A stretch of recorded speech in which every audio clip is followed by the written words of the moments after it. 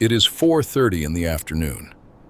The woods have gone quiet in the way that only happens when the temperature is serious. Not cold, serious. The kind of cold that doesn't announce itself. It simply arrives, pressing down through the canopy like a ceiling, lowering on a room you can't leave. The sun is already dying behind the ridgeline, and not setting. Dying. And out here, in the winter wilderness of the northern Rockies, that distinction matters more than anything else in the world.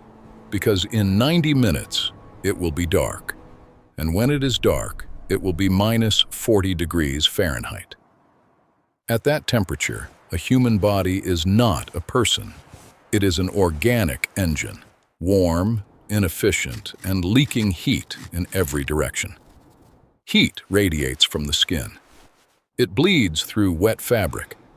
It drains into the frozen ground beneath your feet. Physics does not negotiate. The only question that matters, the only question that has ever mattered on a night like this, is whether one man, carrying everything he owns on his back, can stop the leak before the leak stops him. This is not a story about bravery. It is a story about a system. He is moving fast, but not panicking. There is a difference, and it matters. Panic burns calories. It produces sweat. And out here, sweat is a problem we'll return to. He reads the terrain the way other men read maps, instantly, practically, without sentimentality. North-facing slope or south, timber density, wind angle, the shape of the hillside. He is not looking for comfort. He is looking for geometry. This has a name in survival science, site selection, the single most consequential decision of the next 12 hours. Get it wrong, and nothing else matters. Not the gear, not the skill, not the knowledge. The system fails before it starts. There is a natural depression in the hillside, dense pine at his back. The slope angles are just enough to break the wind. He moves to it, sheds the pack from his shoulders, and lets it fall. That sound, pack hitting frozen ground, is the starting gun. Before shelter, before fire, before food, the ground. This is the counterintuitive truth that separated the men who survived their first winter from the men who didn't. The earth beneath you is not passive. It is an active, physical antagonist, a heat sink with an almost unlimited capacity to draw thermal energy directly from your body. Most people assume the danger comes from above, from the air, from the wind. They are wrong. The danger comes from below, silently and continuously, the moment you stop moving and lie down. His answer is one of the most elegant pieces of engineering in the history of human survival, and it weighs almost nothing. Dead air. He layers the ground, pine boughs, dry leaves, and inner bark of fallen timber. Each layer is placed to maximize pockets of still, trapped air between surfaces. Dead air, motionless air sealed inside organic material, is one of the most effective insulators in nature. It does not conduct heat. It does not carry it away. It simply holds. He is not building a bed. He is building a thermal barrier, a technology assembled from the forest floor that will keep the ground from eating him alive. It takes 20 minutes. It is the most important 20 minutes of the night. He is working steadily. His breathing has deepened, and beneath his outer layer, something dangerous is beginning to happen. He is sweating.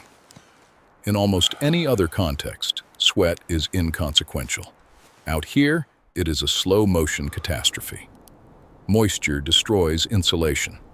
A dry layer of animal hide traps dead air. A wet layer conducts heat directly away from the skin, accelerating heat loss at precisely the moment the body can afford it least.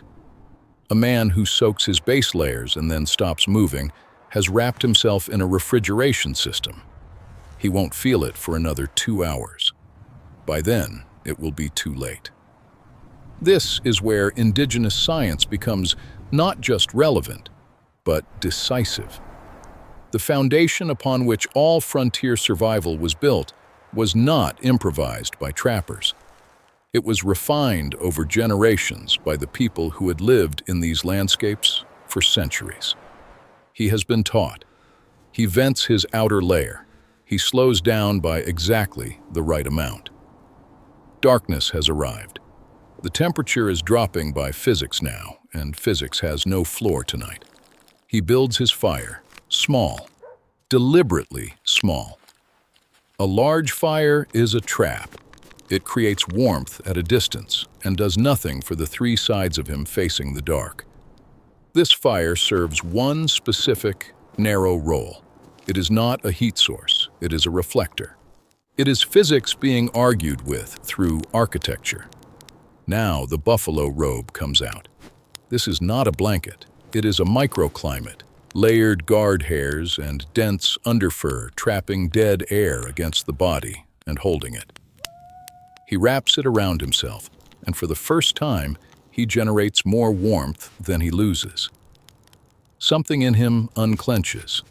Not relief exactly, something quieter and older than that. The body's wordless acknowledgement that it might make it through. He eats, not for pleasure, for fuel.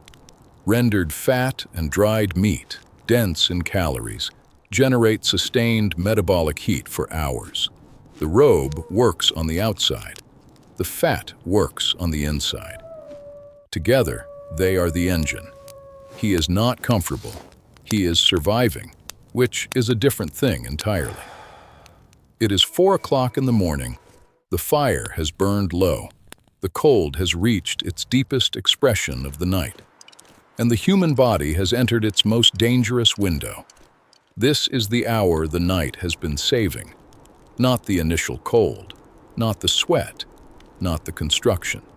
This moment, the hour that has killed men who survived everything else correctly, who built smart, ate right, managed moisture perfectly, and still ran out of time in the last mile. He wakes, not from alarm, from instinct honed by everything he was taught. He feeds the fire, not too much, enough. He pulls the robe tighter. He waits, and slowly, so slowly it feels like the world changing its mind, the darkness begins to dilute. The temperature stops falling. His body, by the thinnest possible margin, has held. He has not won. That is the wrong word. He has endured. And that word, endured, is the whole story. Because here is what the mountain men understood that we have almost entirely forgotten. They did not conquer the cold. They never tried. Conquest is the wrong relationship to have with minus 40 degrees. The cold will win every time you fight it on its own terms. What they did, what the indigenous peoples who taught them had been doing for centuries, was study it, understand it, respect it, and build a system precise enough to exist inside it without being destroyed by it. Every decision made in those 90 minutes before dark, the site, the ground layer, the pace, the food, the geometry of the shelter, was not improvisation. It was applied science and earned science, the kind that costs your life to get wrong. They survived because they understood the laws of heat loss more deeply, more personally, and more completely than most modern people will ever need to. The wilderness didn't give them a pass. It just ran out of night.